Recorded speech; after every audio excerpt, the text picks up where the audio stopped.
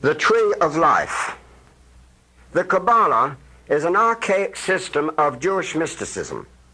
For us moderns, the Jewishness may readily be omitted, and most of its mysticism may also be left out, leaving only a simple philosophical or mathematical structure called the Tree of Life.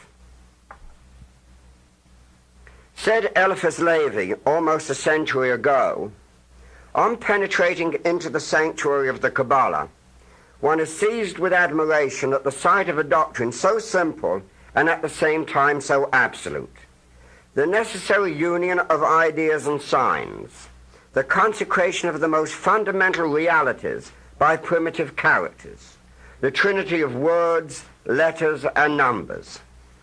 A philosophy simple as the alphabet, profound and infinite as the Logos. Theorems more luminous and complete than those of Pythagoras. A theology which may be epitomized by counting on the fingers. An infinity which can be held in the hollow of an infant's hand. 10 numerals and 22 letters, a triangle, a square, and a circle. Such are the elements of the Kabbalah. Such are the primary principles of the written word, shadow of that spoken Logos which created the world.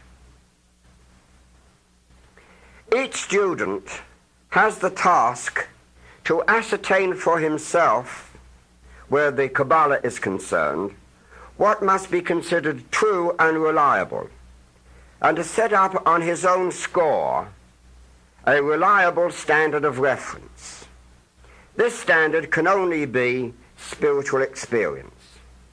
For this reason, the Tree of Life has been adopted as the framework of practical magic, since it is, in the first place, open to synthetic and constructive classification, and because it provides what may suitably be called a magical alphabet.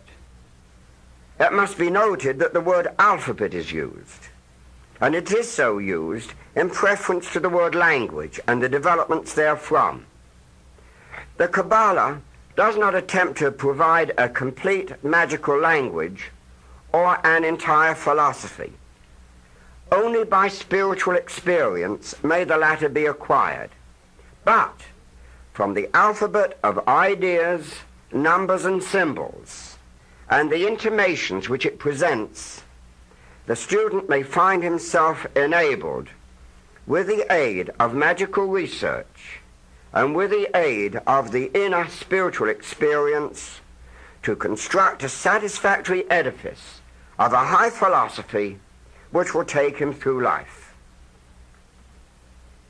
Previously, the Tree of Life was considered as a numerical symbol of the orderly progression of the universe from ideality, as a classifying medium to which to refer systematically the spiritual hierarchies, and finally as a frame of reference for ideas, symbols, and signs which enter into practical magic. The Sephiroth may be thought of as cosmic forces, as emanations whose chief sphere of operation is in the macrocosm. The Sephiroth, I might add, are the basic concepts to be found on the Tree of Life. The crown, the first Sephira, represents the self-existent spirit, eternal, supreme, birthless and deathless, and sublimely persistent through the fleeting ages. It is by definition a metaphysical and spiritually sensitive point of consciousness, indivisible, supreme, the center from which flows all the energy and all the forces of man. Its direct vehicles are the next two Sephiroth, the powers of Chachma and Binah, wisdom and understanding, the two manifested poles of the creative instrument which it employs. Yet not only are they instruments, but they are in reality the highest aspects of the activity of the spiritual being whose hallowed light is infinite and eternal. In man, these two Sephiroth are represented by principles which we call the will and intuition. Existing on the creative plane, representing the potencies emanating from the divine self in the archetypal world, the will and soul constitute with the self the imperishable, unchanging man. Yet so absurd are the ways of men, and so far have we drifted from essentials, that few of us consciously realize our essential godhood, that we, like Christ, like Buddha, like Krishna, are sons of God, gods in all verity. As the will is the active, energetic, creative power in man, and inasmuch as in practical magic the wand is the ceremonial instrument of creation, so is the wand the true symbol of the spiritual will, one, upright, towering to the heavens, a mighty and irresistible power of creation.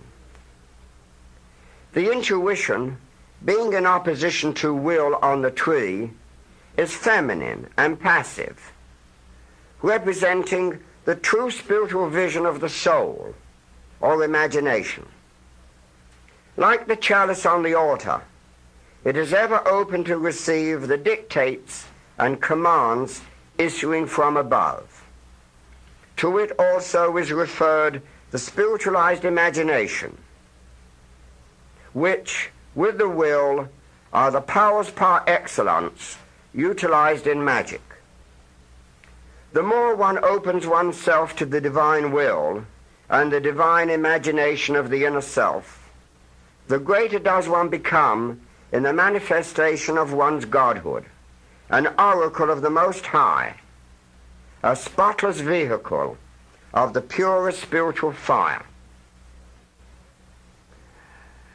Below the abyss, the next 5 Sephiroth are named the human soul, a composite principle of reason, will, imagination, memory, and emotion, centered in the sephira of harmony. It is this mind which is the evolutionary vehicle of the real self, a mechanism, so to speak, created through long eons of toil and suffering, as a means of acquiring contact with the outside world, so that by means of the experience thus obtained, the self may come to a self-conscious realization of its own divine powers and high nature. It is in this mind that self-consciousness is centered, although the psychological anomaly is true, that this perceptual mechanism, evolved solely as an instrument, comes to usurp the power of that which gave it birth, setting itself on a pedestal as the ego, as that which has real power, insight, will, and the ability to solve the problems of life. In magic, it is this empirical ego, this lower self, which must be offered up in sacrifice to the higher self. As the concept of sacrifice implies that that which is renounced should be the best and the greatest sacrifice, so a well-developed mind, well-trained in all the processes of logic and thought, well-stored with things of its own realm, is the greatest sacrifice which the student can lay upon the altar as an offering to the Most High. He that loses his life shall find it. Lest there be some misconstruction placed upon the words destruction and abnegation and sacrifice of the ego, let it be understood clearly that the principle itself is not destroyed, That, of course, is an impossibility in nature. But the false values of the ego, its complacency, the illusion that it possesses, that it alone is real and permanent, all else being its creations, these are offered for destruction. When the smugness and the false egoism in the mind is rooted out, it is an instrument of the soul than which few could be better. The ninth sephira is the foundation of the lower man. It is the Freudian id, and it is that lunar, vegetative, and instinctual principle which is concerned solely with living. This animal soul is at one and the same time a principle of energy and electromagnetic substance, the totality of the vital life currents, as well as the invisible magnetic mold on which the gross atoms arrange themselves as the physical body. As a substantive principle, it is the astral body, the plastic double built of astral substance, to serve as the basis or design of the physical body. It pertains to the instincts and impulses, acting as an automatic storehouse of sensations and impressions, just as the old term, the collective unconscious, may well be applied to the more archaic concept of the astral light. All the fundamental instincts of a man, the primal root impulses which he experiences, are of the sephira of Yesod, the foundation from which all life energy flows. All of these principles obtain in and function as a living organism in the principle of the physical body, attributed to the 10th and last sephira of the tree of life, called the kingdom. It is the seat of every force and function of all the subtle planes of nature and every spiritual power of man. In all truth, and in this fundamental sense, the human body is in reality the temple of the Holy Ghost. William James, in his Gifford Lectures of the early part of this century, wrote that one conclusion that was forced upon him as a result of certain experiments that he had conducted had forced upon him that it is our normal waking consciousness, rational consciousness as we call it, is but one special type of consciousness, while all about it, parted from it by only the flimsiest of screens, there lie potential forms of consciousness entirely different. We may go through life without even suspecting their existence, but apply the requisite stimulus, and at a touch, they are there in all their completeness. Definite types of mentality, which probably somewhere have their field of application and adaptation. Magic is the name for some archaic psychological methods which, to use James' term, apply the requisite stimulus to reveal other and deeper levels of consciousness which are ever present but remain as a rule totally unsuspected. Once this magical stimulus is applied and these levels are tapped, there occurs what has been labeled illumination, the flooding of the mind with light. Before I was blind, but now I see. This so-called transcendental experience, to be reached by ritual and other technical procedures, is the heart of this archaic, Kabbalistic, and magical system, and can hardly be guessed at, save by some shrewd and penetrating modern psychologists such as Carl Jung and A. Maslow.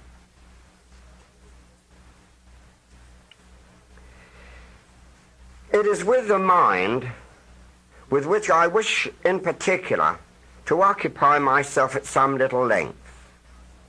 Although it comprises the 5 Sephiroth, numbered 4 to 8 inclusive, its central seat is in Tifereth, so-called, the sphere of harmony and equilibrium.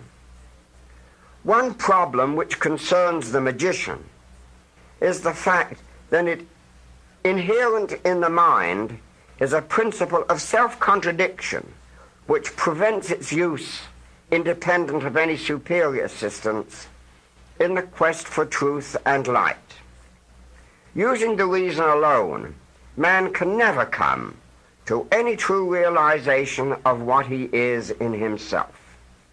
That is, he can never understand by the mind alone that he is an eternal spiritual entity, a brilliant star shining by the light of its own essence within the bespangled body of Nuit, the queen of infinite space. Iamblichus lays the law down quite clearly in the Mysteries, that not by discursive reasoning or through philosophic thinking alone does one come into fellowship with the gods. It is through the awakening of the higher spiritual powers by means of the rite of magic that we have already defined that the consummation of the long ages is effected. What we call so casually the imagination in the ordinary man is, according to the exponents of magic, the major faculty of the soul to assimilate the images and reflections of these other levels of awareness of which James speaks. The imagination is the vision of the soul, whereby it perceives directly and immediately ideas and thoughts of every kind. The spiritual exercises of St. Ignatius of Loyola are really one specific form of magical procedure. There, Loyola counsels his disciples to relive in the sphere of the imagination all the events in the outward historical life of Jesus. By this method, they are to train their imaginations to see, touch, smell, and taste those invisible things and rehearse those incidents long since accomplished and vanished, which were perceived through the senses of their incarnated Lord. St. Ignatius desires the imagination to be exalted to its uttermost. If you are meditating on an article of faith, he would have you construct the locality clearly and with exactitude before the vision of the mind's eye, to observe it carefully and closely, even to touch it, as it were. If it be hell, for example, he gives you burning rocks to handle. He makes you float in a frightful darkness as thick as pitch. He places liquid sulfur upon your tongue. Your nostrils are filled with a stench as of hell itself, and he shows you torments, causing you to hear excruciating groans. He would have you also construct the vision of Calvary, with the glorified Christ crowned with thorns on the cross, accomplishing the redemption of mankind, surveying the heavens with pained eyes, while calling upon his Father in heaven. He would have you envisage the startling wonder of the resurrection and the miracles performed long ago in Palestine.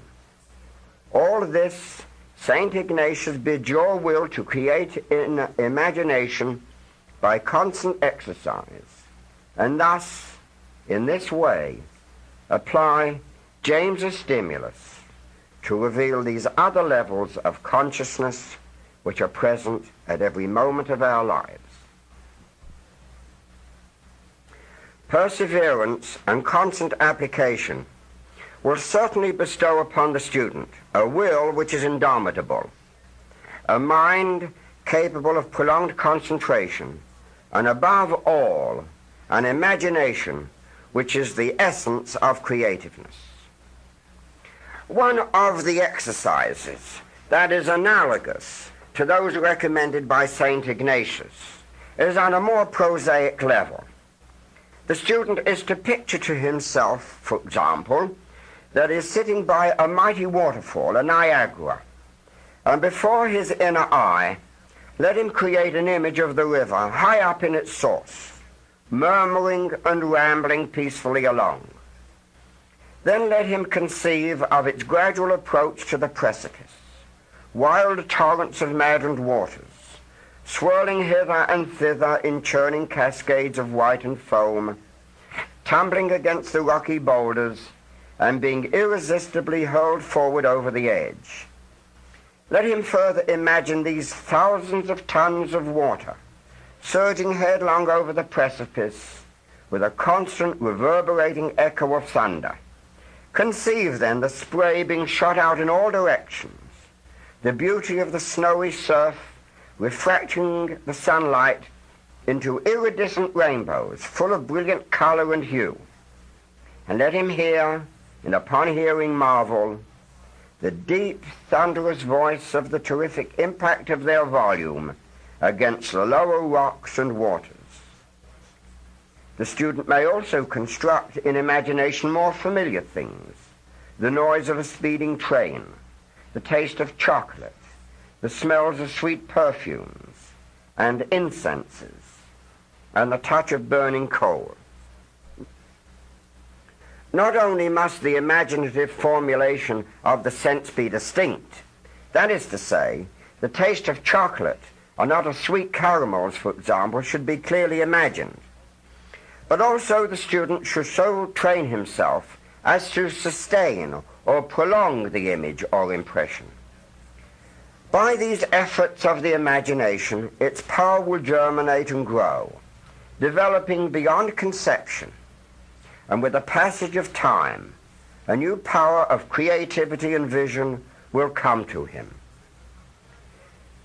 Similarly, in the Hindu system, there is the prescription of meditation for much the same purpose on the tattvas, or the colored symbols of the elements, of which they claim 5.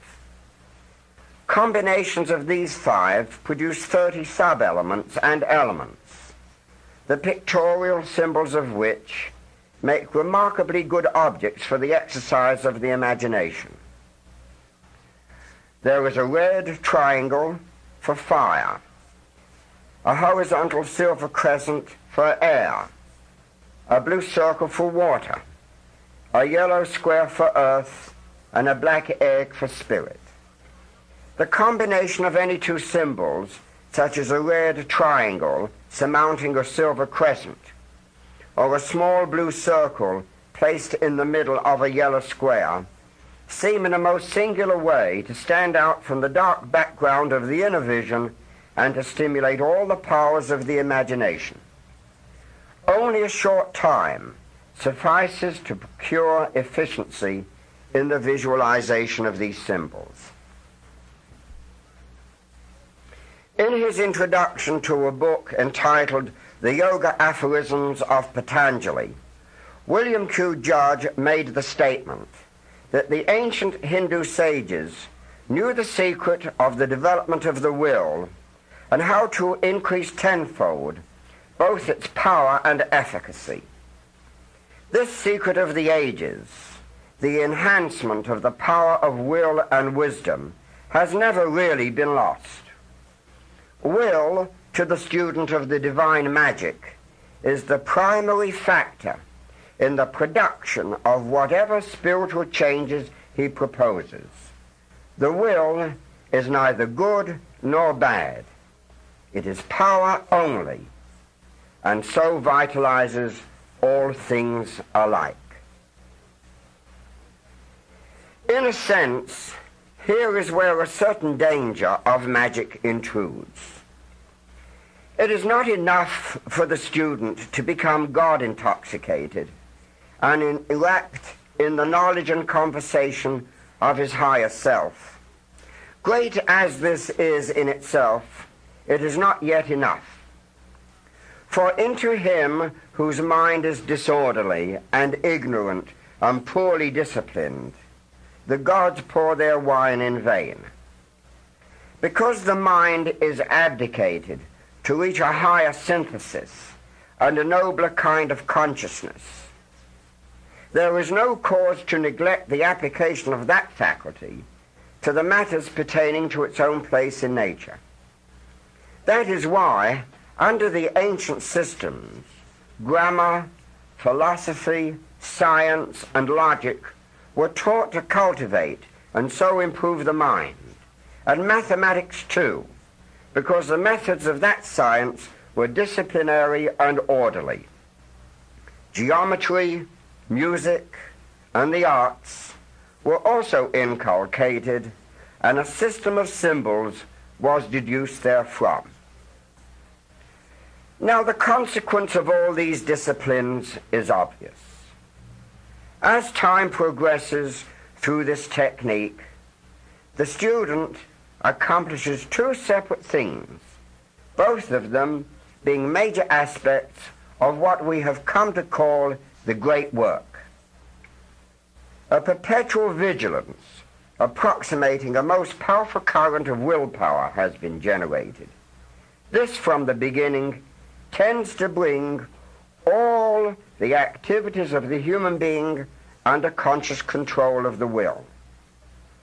The second aspect of accomplishment is that not only does the student find himself in possession of a greatly enhanced will, but that the mind itself, all the faculties comprised in the ego, previously so troublesome and lacking in concentration, has gradually, because of the dynamic will and these various disciplines, has been placed under control.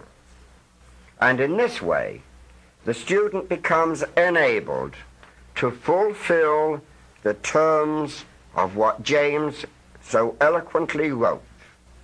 We apply the necessary stimulus, and there we find in all their completeness these definite types of consciousness which must play an enormous role in the future evolution of mankind.